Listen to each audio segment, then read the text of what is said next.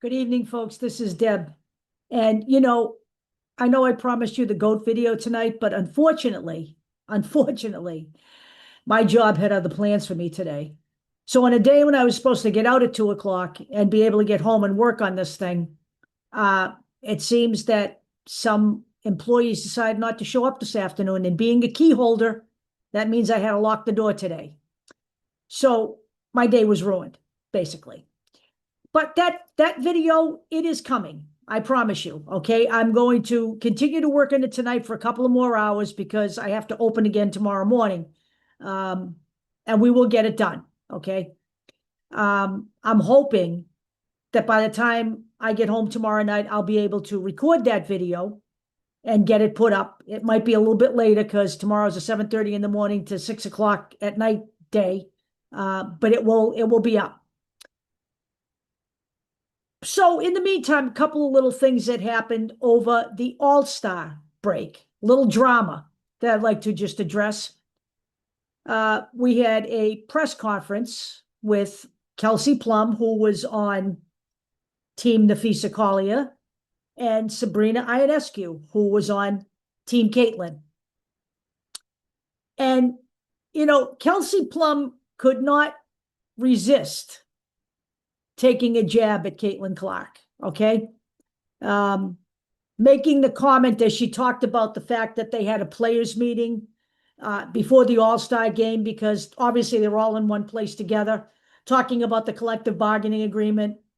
And she said something to the effect of, I don't like to gossip, but nobody from Team Clark was at that meeting.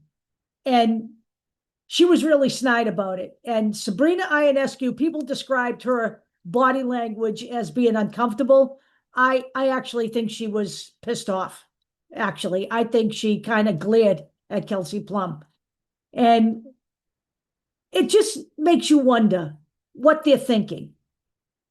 Some of these petty little women, all right, who insist on continuing to take pot shots at the player that is giving them the leverage they need to improve their situation going into the collective bargaining agreement. The reason that they have any leverage at all right now is because of Caitlyn Clark, responsible for over 50% of the revenue they're raising in the league. One player, her name is Caitlyn Clark. Okay? Since she came into the league, merchandise sales have gone up 500%. Teams that weren't making money are now making money, including her own home team, who had difficulty selling 4,000 tickets before she came into the league as a professional. They now have a waiting list for season tickets. Okay? When teams are playing the Indiana Fever and she is on the court, they have to move their games to a bigger venue. Like the Connecticut Sun in the game I went to last Tuesday, had to move their game to Boston's TD Garden. But every other night, they're okay where they play in Connecticut. I don't know why they can't make this connection. But be that as it may, you know what? The best thing about Caitlyn Clark is she doesn't take any of the bait. And Caitlyn Clark has said that she spends very little time on social media because she does not consider it the real world. And kudos to her for that.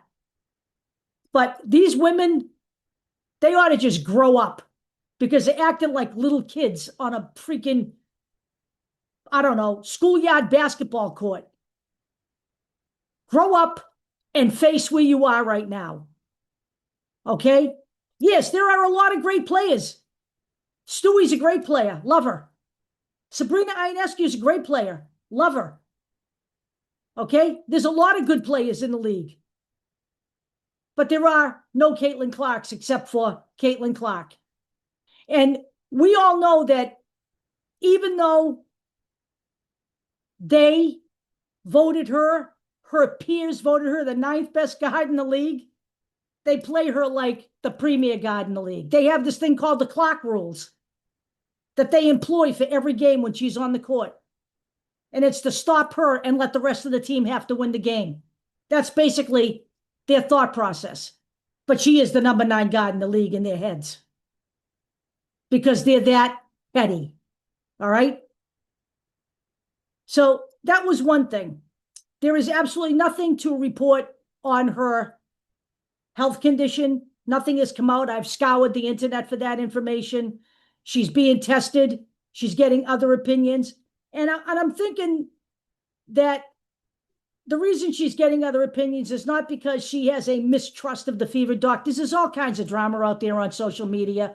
You know, maybe she's thinking that people who are specialists in this can give her treatments that will keep her healthier for longer, or stop this from being a chronic problem for the rest of the season. Because ultimately, Caitlyn Clark does not want to sit out the second half of the year. She doesn't. She wants to play basketball. That's what she's done all her life.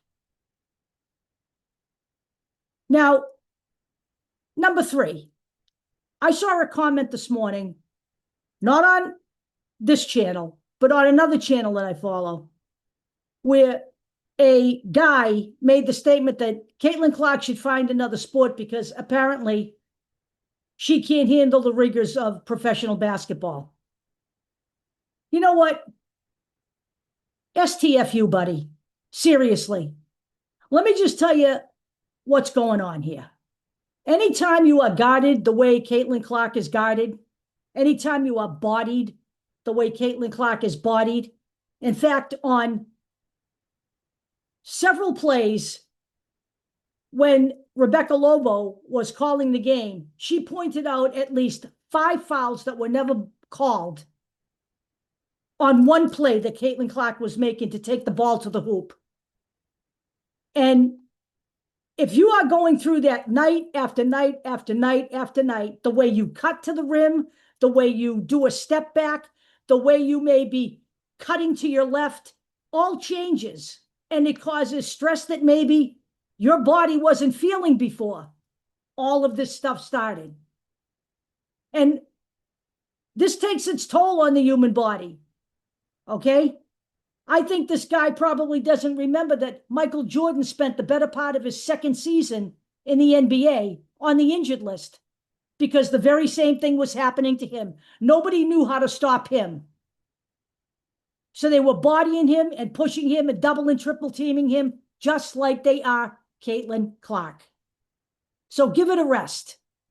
This too shall pass and she will adjust. She is still only a year and a half into her professional career. Can we give the girl a break? Now, in closing, we're going to close on a high note because Caitlyn Clark gifted her Iowa teammates,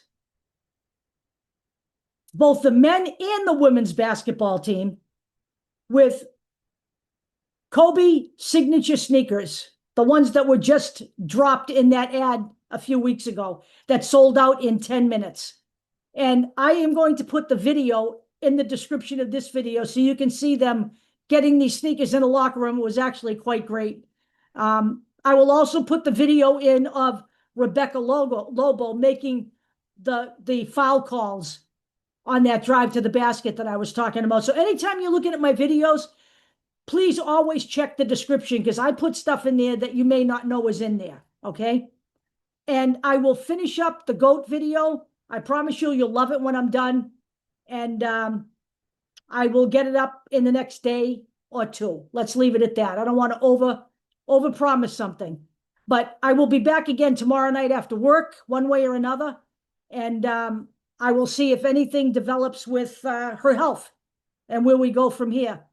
And hopefully, in a couple of weeks, we'll be able to watch Caitlyn Clark play at least till the end of the season.